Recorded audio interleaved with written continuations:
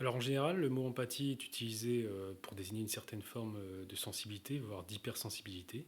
On peut même en déduire une forme de don ou intelligence émotionnelle, voire des capacités dons énergétiques.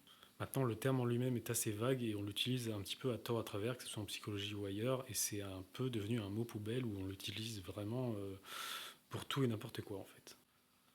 L'empathie, en réalité, c'est une forme de clairsentience qui peut être perçue ou reçue. L'empathie, ça peut être également un problème ésotérique. On le rencontre parfois avec ce qu'on pourrait appeler les hépates éponges, qui se sentent tout d'un coup fatigués à cause de tout ce qui serait vampirisation et possession. On peut même dire que c'est devenu normalisé alors que ça ne le devrait pas.